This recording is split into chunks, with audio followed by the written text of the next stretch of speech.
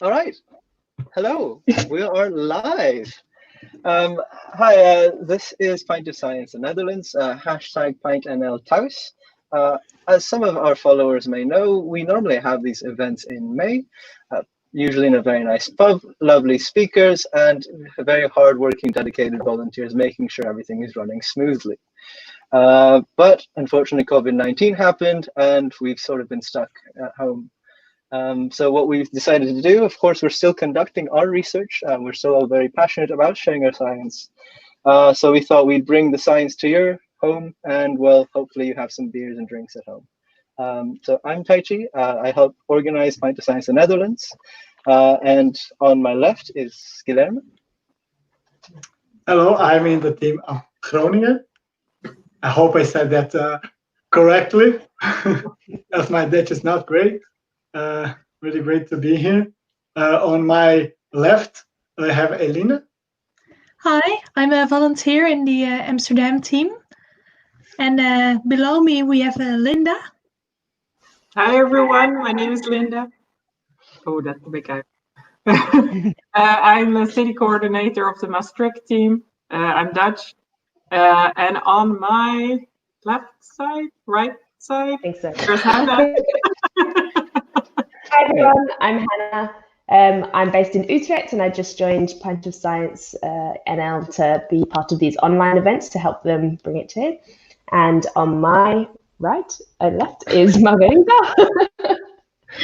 Hi everyone, I'm Margarita and I'm also based in Utrecht. I'm a volunteer and as Anna said, I also started not so long ago to help Pint Science bring events online, which I'm very excited for.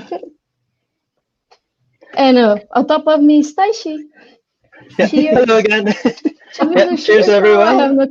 Cheers, everyone. Cheers. And to you at home. Yeah. So if you look around the world, there has been some Pint of Science online events already going on. I think our Belgian friends have kickstarted it in April, which is really cool to see.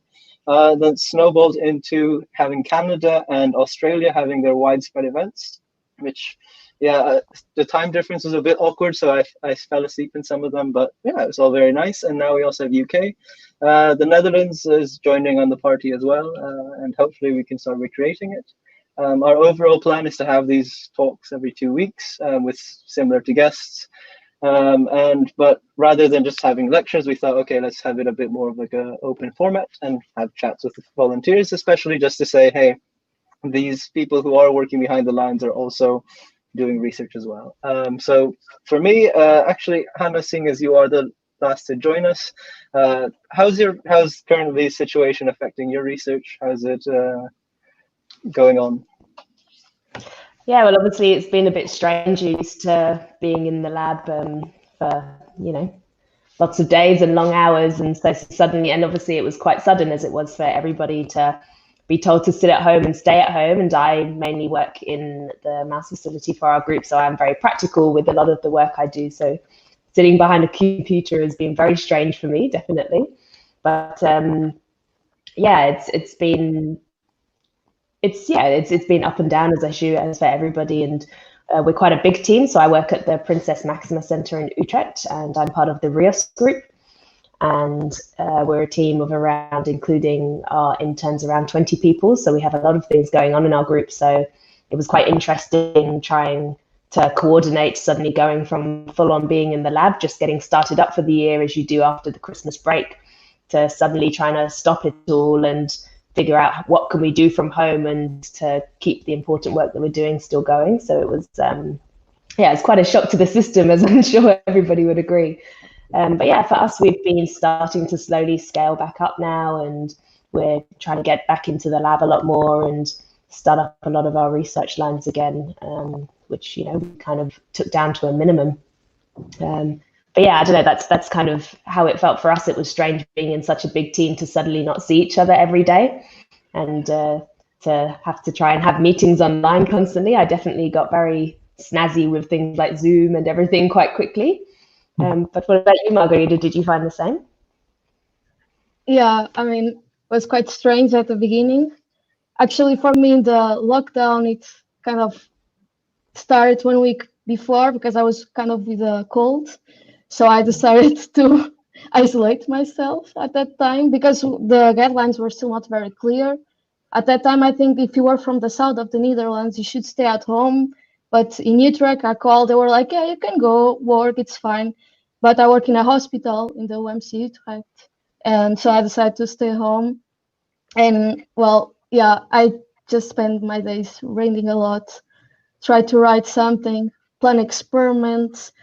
And well, tomorrow I'm going to do my first experiment in 3 months, which is like, Yay. yeah, I'm very excited. I'm like, yeah, do I know how to grab a pipe? Well, I have no clue.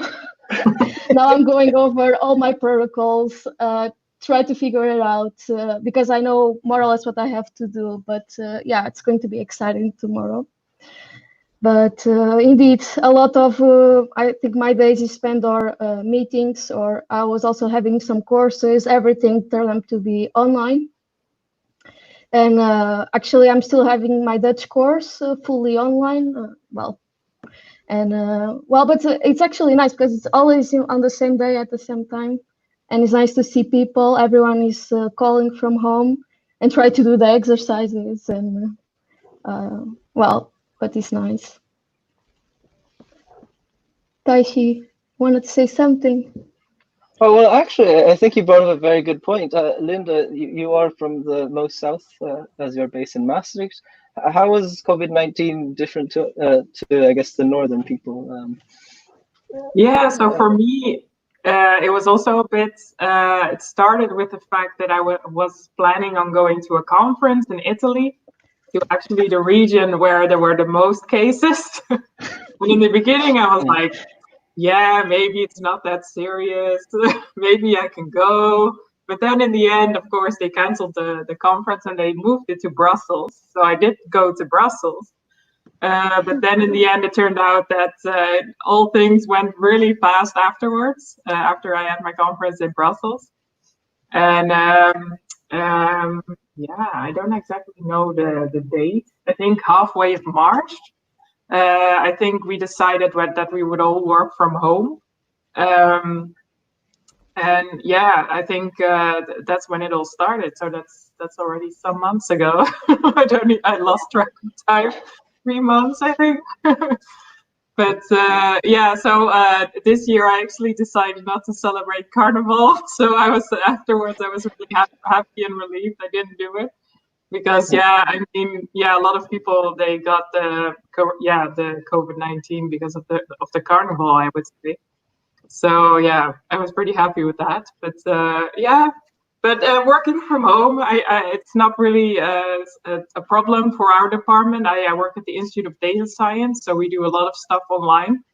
But yeah, like not seeing your colleagues for a long time, and not seeing your family. I mean, I still haven't seen my parents, for example, for 3 months. So that's yeah, I don't know. It's different than that I would normally see them. So but for the rest, I think online meetings. I think we're all experts in that now. And also teaching online, everything is online. So it also requires a different way of teaching, for example, because you really need to engage your students in participating, and you need to sort of motivate them. So that's pretty tricky, I would say. I think it also takes a different kind of learning as well, because before all of this happened and we were forced to be online so much, there was all these guidelines of how best to learn something, take regular breaks and only do so for 45 minutes. And you kind of always think, yeah, it's okay, I can handle it. But when you're forced to do it all day long, you realize how actually important that is, and how the best way to be productive is actually taking those breaks and only working for those set amount of hours, take a small break and go back. And when you're forced to do it 7, you really realize actually how important and correct those pieces of advice are. Yeah, so I'm really happy. I have a dog, so he needs to go out like 4 times a day. So, I wish I'd got a dog. It's a good time to adopt a dog, or I feel like my cat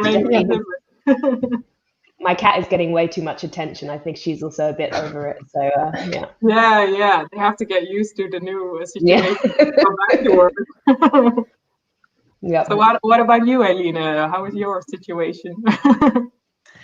Yeah, I'm actually still a student. So I was currently doing my internship, which of course had to get cancelled because even with starting up, not enough people are allowed back into the lab to let students back in.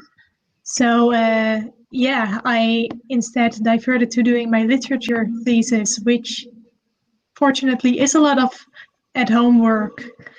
And now I'm having a summer break already, so that's quite a surprise. Yeah. I guess no holiday plans. Oh, sorry. No. I think I'm just going to try to work a lot this summer because far travels won't be in the stars either. So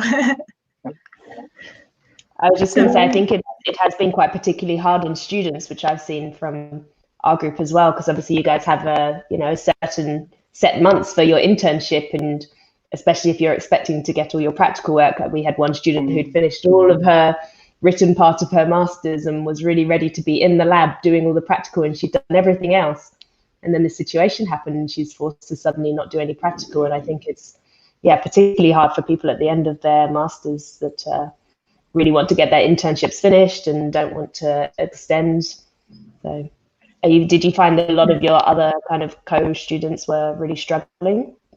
Yeah, I've heard from almost everyone that their internship is cancelled. Most students are fortunately allowed back into the lab where they are now. So around January, when they expect to be able to have students again, then students will often be able to return to the same lab.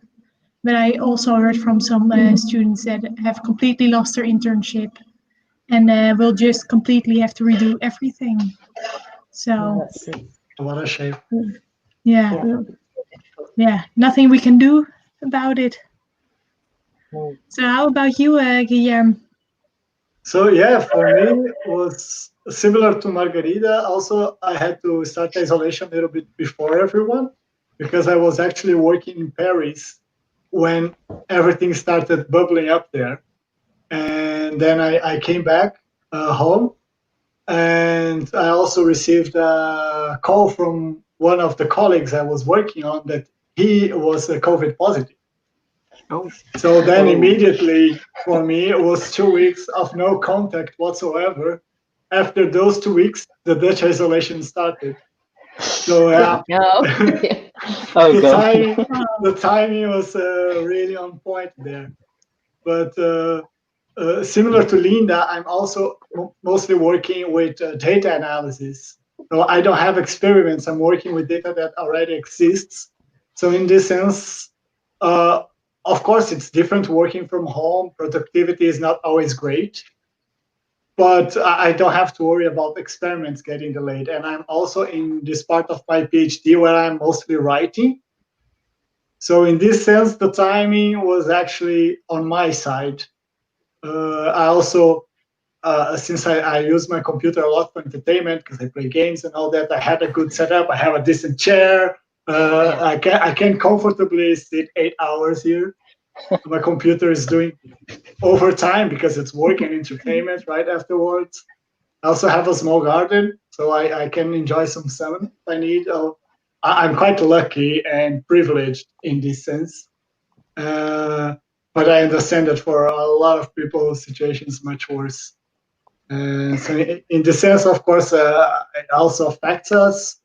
But I think I'm in the lucky ones that maybe are not so much affected. Yeah. I think the thing I've noticed the most is people that have gardens tend to come out a lot nicer. Even like having a balcony is just I can be outside of the 4 walls that I just work in and give a bit of fresh air. Of course, there's the walk you can go to or the run, but after a while, it's not the same when you're not able to have that human interaction. And I think just being able to reset when you go outside in a balcony and garden is very nice. Yeah, of course. And I live with my partner, but I imagine if you're living in a small studio with like those windows that are only up top, you really don't see any nature. You're not living with anyone. I can imagine that's really difficult. Like, for example, I'm working here, but just behind I have my computer. I have a big window. I can see my garden, so I see green during work hours. And in this sense, I was quite privileged. Yeah. Actually, so we just got a request from one of our listeners. Maybe go in a bit more detail about the research that we're doing. So Guilherme and Linda, you both mentioned you're doing data. Could you explain is there actually a difference when you're talking about doing research in your office or research at home? Do you have better capacity at work, or do you have better capacity at home? So from my side, for example, if I need to run a simulation or a calculation that is heavier, it's still beneficial to be in the office or to do the remote logging because of the hardware that's available. But if I'm just doing some statistical analysis or just writing up in this sense, then the computer I have it's good enough. And in this case, I'm working with positron emission tomography data, so medical images, which if I had to really process them all and reconstruct, that would be really intensive computer-wise, and then I would definitely need the hardware from the office. But thankfully, I did this more hard analysis, and now I'm more on the statistical analysis and writing up, which I can just get the process data and work on my laptop without much trouble. What about you, Linda? Yeah, so I can also just do, I'm not really doing like work that's really requiring a lot of power. So I think it's doable at home. I mean, sometimes you need the network, but luckily we have VPN and stuff to sort of connect with the network.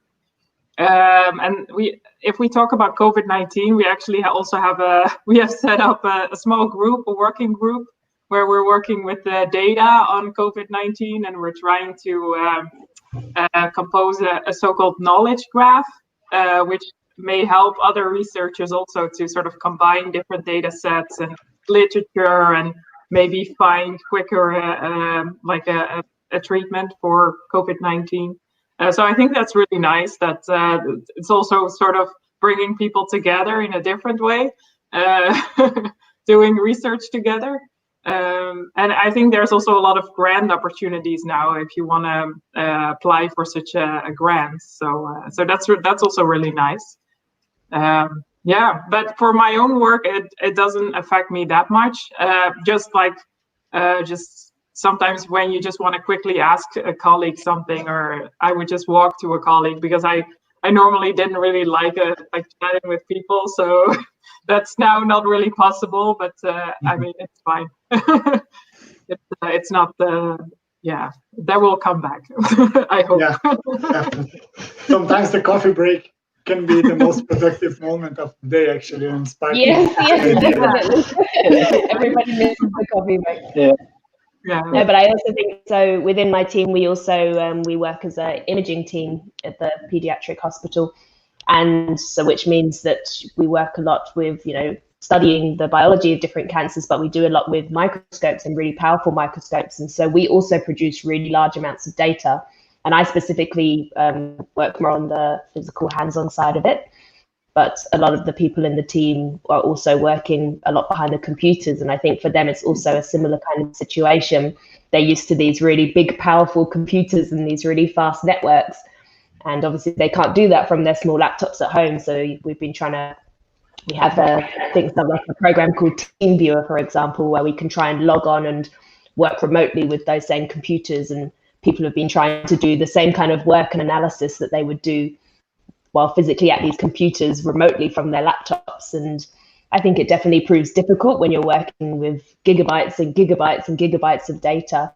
But for the people that are behind their computers, they're able to do it slightly and somewhat, but then it's a lot harder for the people who actually want to produce that data in the labs as well, to get that material there. What about you guys? What other research you work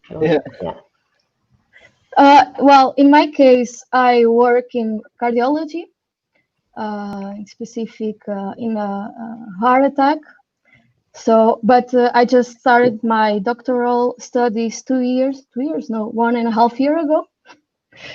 So I'm really at the beginning of my PhD, where I still need to do a lot of experiments. So actually, all this situation didn't come very fortunate for my side, I would say.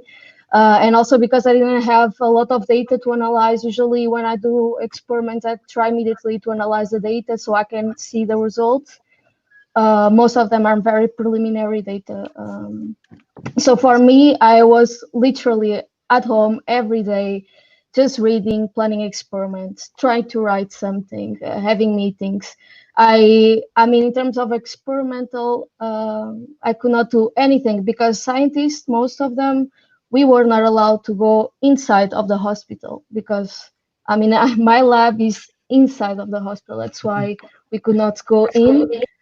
And so then I didn't do any experiments, unfortunately. So yeah, basically just working from my computer. And I guess also Elena as well. Yeah, I'm currently doing a specialization in infectious diseases. So I was working a lot with bacterial interactions, but I didn't really get any chance to really collect any data or anything yet. So I was really in early stage of my research. So yeah, I don't have a lot to tell about it. Yeah, that's all right. Actually, we have a couple more comments coming along. So we have Renata. Hiya. The question is actually following up a bit on Linda. How is the funding situation? I'm gonna have to put it down because I think we've cut off half of our speakers' face. But yeah, it's just more on how are you finding the funding situation, extension-wise, and courage. Woo. So I think we have we're quite a varied group of people here, PhD students, postdocs, master students. How is it going for you funding-wise? Linda, you mentioned it, there's a lot of opportunities. Is that something you're looking to apply to? Not specifically, but for one of the projects I'm working on, they already said that the funding will be extended, or like the deadline of the end of the project will be extended for half a year. So yeah, I guess that also means my contract will be extended, but I'm not too sure about that. But at least the project will be extended, so they already got approval for that. I know that also for applying for grants, I think a lot of deadlines were also extended. I think the same for publications. I at least experienced that they were very concerning for everyone, and that they understood the situation, and they even extended the deadline of the publication, or like submitting publications.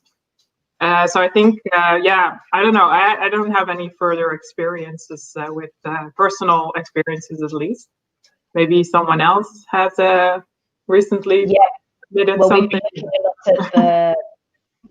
We've had a bit of experience with that. With indeed, we had one of the grants that we're using was supposed to finish in July, for example, and we still had a bit to use on it. And I think most of the grants that are ending sooner have reached out and kind of either offered extensions or asked us to elaborate on how the situation has affected us in terms financially of people not being able to do experiments. Because as maybe not a lot of people in the public know, is that when you get these funds and these grants, they have a deadline on them, and they have a time date that you have to generally use the money by or provide reports by. So, and I think it's a little bit difficult in the current situation. Some of them are asking, so far, how has it affected you, and would you be wanting an extension? But also from a few of them, we've heard come back saying, we will offer extensions, but to what extent, we don't know what yet, because even though in the Netherlands, we're starting to scale back up at most institutes, we have no idea what's actually going to happen in the next couple of months. And I think globally in Europe, like wide especially,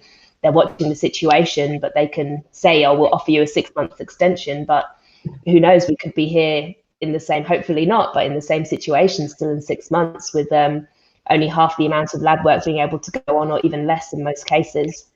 So I know that a lot of institutes together in the Netherlands have actually come together, and they're trying to provide evidence to talk to the government about getting some kind of rebates for the situation, because a lot of the things that the government offered don't extend to the universities and to the research institutes and to the hospitals. So they're trying to look at, and also, as probably a lot of people in the public know, but maybe not so much for international people, they're quite strict with contracts in the Netherlands, where you only get a few certain temporary contracts. So in terms of, indeed, PhDs or postdocs that are on-year contracts or 6-month contracts, and you spent 6 of those months at home not being able to come up with any data or any experiments or any results that you would usually be able to do. So I think they're not asking not just for funding for the government or financial support, but also some leniency to be allowed for people in science, for those contracts to be extended, for PhD endings to be extended, or a bit of leniency depending on where we're at in a year's time for how we deal with people's contracts. But yeah, it's definitely a good point of how it's going for the funding. Yeah, from my experience, for example, I'm in part of this European consortium. So they have to manage all the regulations of different countries. And they definitely have been more flexible with the deadlines within the grant. But as far as I know, the grant itself is not being extended. After all, this is money that was agreed upon years ago, and not necessarily they can get more money from the European Union now. I don't know how it is for the people who were more affected, because the countries were in more tightened restrictions and isolation, and whoever had the experiments. But yeah, it's definitely something I know some of my colleagues worry right now. Yeah, definitely. Yeah, well, for my side, I think it's exactly the same. It's like nothing is guaranteed. So it's like, yeah, we are trying to get to extension for whoever needs, but so far there's no guarantee of anything. So. Yeah, no, I think the overall discussion is, it's happening, which is nice. But then the final point is, you have people that are PhD students or postdocs in their last year, and because of COVID-19, they're in a more tighter situation than someone who's recently started a PhD. So hopefully, there's some leniency given, especially for international students, that if they don't finish, they can't really leave the country, but they're expected to leave the country because the visa is out. But yeah, hopefully, we don't know what the future holds, but likely, hopefully, positive. Yeah. And we do have one more question. It's, how do you think COVID-19 will change the dynamics in science? So we'll leave this as the last question. I guess for all of us, we're quite very data science focused, or we're working with large amounts of data. So maybe the transition to working in labs hasn't been, working from labs and to home hasn't been as rough. Guilherme, I think you've made the very good point of, if I am, having a nice chair and can work from home already constantly because I game so much, I'm quite happy. But it's the social dynamics when it comes to coffee drinking, or just saying like, oh, hey, someone brought cake because it's birthdays. I think that's the thing we miss the most. But how is it for everyone?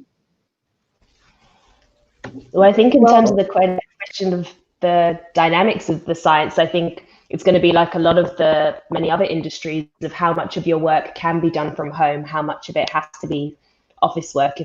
And I think there's a lot of different parts of science, even though lab work is still so important, that is going into the technology world of data analysis and taking those experiments that you do and really diving into them and what they mean. So I've seen lots of people in my group suddenly doing coding courses and all sorts of things I know nothing about. But I think there's going to be a lot of coding specialists in the science industry when this is kind of over.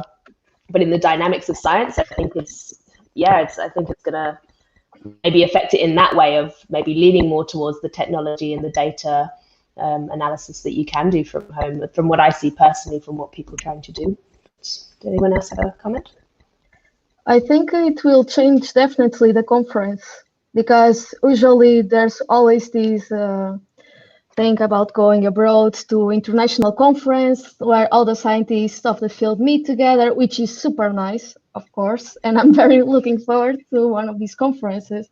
But I think at least for until the end of the year, or maybe even beginning of next year, everything is going to be online, and I guess a lot of courses and I think especially international conferences will be mainly maybe online, unfortunately, because it's, I think for networking, for networking, it's not really there. I mean, it's quite boring. You're sitting the whole day in front of the computer watching the presentations of some scientists, but then you cannot really, I mean, there's always the time to discuss some questions, but then you don't have coffee breaks when you can go to someone else and say like, oh yes, I saw your talk. I wanted to talk about it. I like your technique. Let's do collaboration. I don't think that, but well, people just need to be a bit open-minded to do collaborations more through email and video calls That'd be a great survey or kind of small research project to undertake of, the kind of European-wide or worldwide collaborations pre and post COVID-19 to see how it's affected the collaborating world of the of research. Yeah, it could definitely be. Yeah, and I think it will. Sorry, Lena. Yeah.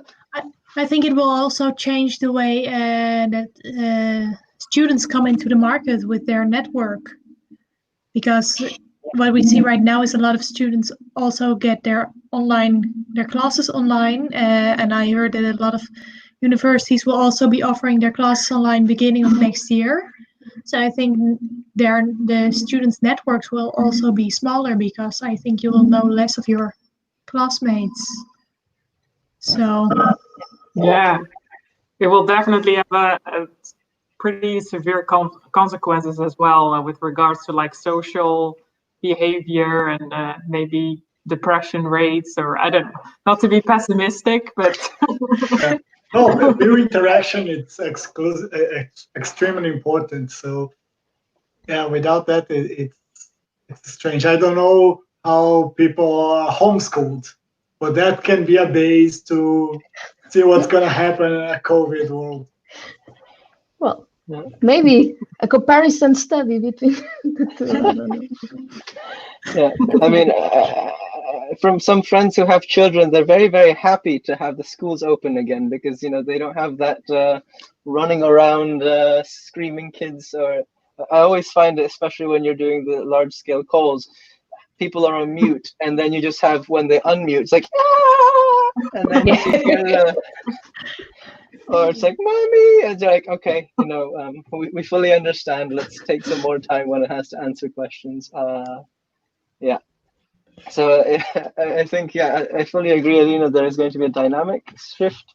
I think, rather, actually, Linda, I wouldn't say it's negative. It's very realistic. They already have the COVID-19 blues as a subcategory of depression or just social isolation, that at the end of the day, we like interacting with people.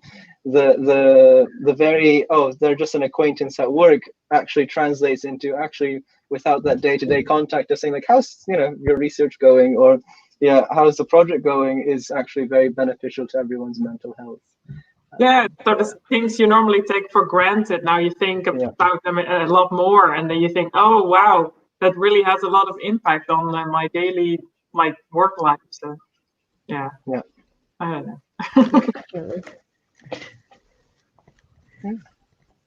know. So actually, one thing that we decided when we were going to start off this this video session was to make them 30 minutes, and the reason why was because we found if it gets too long, maybe it's not the good size for a podcast.